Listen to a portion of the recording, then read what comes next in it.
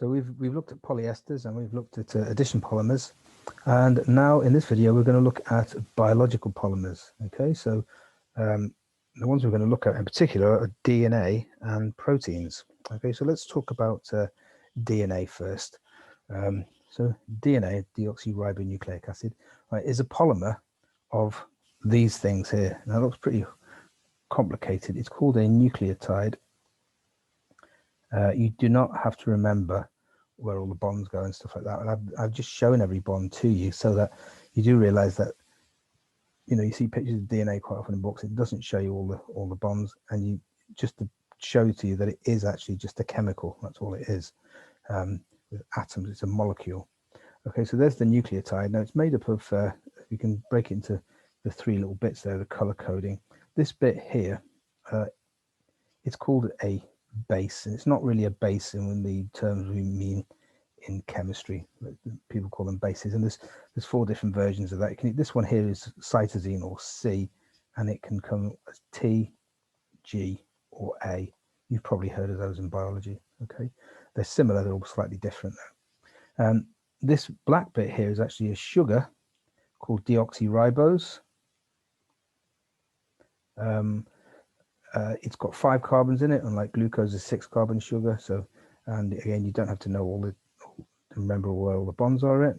And then also you've got this phosphate group up here, which is what makes DNA acidic. Phosphoric acids, basically. It's got a phosphate group. It's all covalently bonded. As I say, this is called a nucleotide, and DNA is a polymer of nucleotides, lots of nucleotides all joined together. Okay, so this is the monomer, the nucleotide is the monomer. So let's see how they are joined together, how the chemical bonds are changed so that they're joined together. So on the left here, I've got 3 nucleotides, okay? And you can see here, the really important bit are those OH groups. And it forms a linkage very similar to an ester. And it's actually called a phosphodiester. It's not quite the same as an ester, but it is pretty similar. And you're going to lose H2O there. So you're losing 2 hydrogens and an oxygen. I'll do that in a different color. Actually, I'll do it in green. So you're going to lose H2O there. And those 2 nucleotides are joined together. And again, here, you're going to lose H2O here. And you can see that it goes to form. So I've just shown 3 monomers joining together. And here we've got the new linkage there. So that bond is the new one. That is formed from the oxygen was attached to the phosphate going to the sugar. Okay, and that bond there. It's okay. So if you wanted to, and again, you don't have to remember that structure at all. You just have to have an appreciation of it. I imagine any question they're going to give you the simplified structure and ask you questions about it. Now, you see there, what is the repeating unit? We can see that the repeating unit is actually, well, I draw the square bracket there. So that's the new bond there. And by the time we get to here, right, the structure repeats itself. So that's the repeating unit inside those green brackets. And as I say, there are 4 different versions of the monomer. There's this blue base bit that can be stuck on it. It can either be C, A, T, or G. Now, you probably know that DNA exists as it exists as 2 strands, a double strand, which is twisted into a double helix. So basically what you get, if I just draw one of these, that's going to be 1 polymer. And here's going to be here's all the bases sticking off it.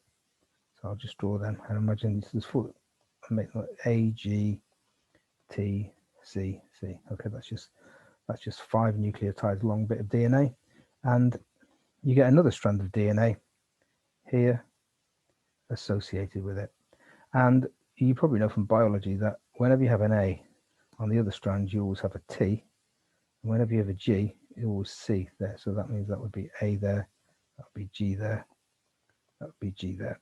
And what's holding these 2 strands together, it's not covalent bonds, it's actually weak intermolecular forces. Okay, and that's what holds the 2 strands together. And the 2 strands can separate fairly easily because they're not covalent bonds. Okay, so that is the structure of DNA. It's a polymer.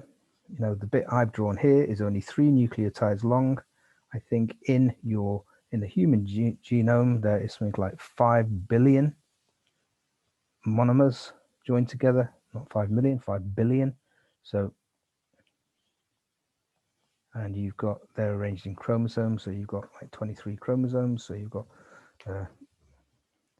23 great big, very, very big polymers with lots of monomers in there, billions of them. Okay, so now let's have a talk about proteins, which are also, they are also polymers, and they are made from the monomers called amino acids. Now, amino acids are a special kind of carboxylic acid. Right, so I'll draw one here. So amino acids all have a carboxylic acid group in them. And then they have a carbon there with hydrogen attached. And then to this carbon, you have the amine group. That's where the amino bit comes from. Now, the amine group is a nitrogen with 2 hydrogens attached to it. Nitrogen always likes to form 3 bonds. You can see that nitrogen forms 3 bonds there. Now, this middle carbon, you probably noticed it's only forming 3 bonds, and that's because you have another bit here that is variable. Okay, so, and we'll call that R, and that there are actually 20 different kinds of amino acids which are naturally occurring. So there's 20 different R groups. The simplest R group that you can have is just simply a hydrogen atom, and that is the amino acid called glycine. And so the glycine would have the structure like this: 2 hydrogens, and you'd have the amino group there. Right, so let's see how these polymerize. So I'm going to draw them in different colors just to show that the amino acids are different to each other. So get rid of that. There's 20 different sorts. So I'm going to draw another amino acid here, put it in red, and this one's got a different R group, so it's the same. It's got the carboxylic acid group at one end. It's got a different R group. And I'll draw one more, and we'll draw to show how these can polymerize together. I'll just do 3. Of course, a protein would actually have, typical protein is made up of really between 500, maybe 1,000 amino acids polymerized together. I'll just draw 3. Okay, so this has got a different R group, the purple one. Again, it's got a carboxylic acid group there. Now, the way they form a linkage is extremely similar to an ester linkage, again, like we saw in the DNA. So the OH on the carboxylic acid, instead of getting an H off an alcohol, it gets it off this NH2. Yeah, that would be like an ester. And the same thing happens here.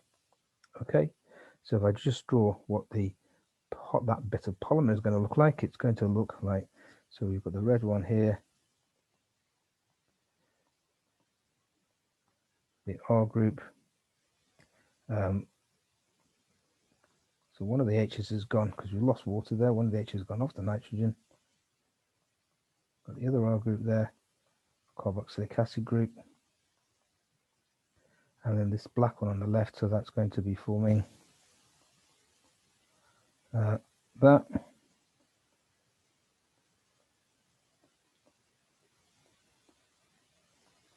And you've got an R group there.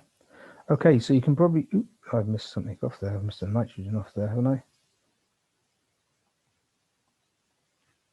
Should be a nitrogen in there. Okay, so let's have a look at the repeating unit. Well, you can see the repeating unit is, well, there's the new bond there between the carbon and the nitrogen. And then,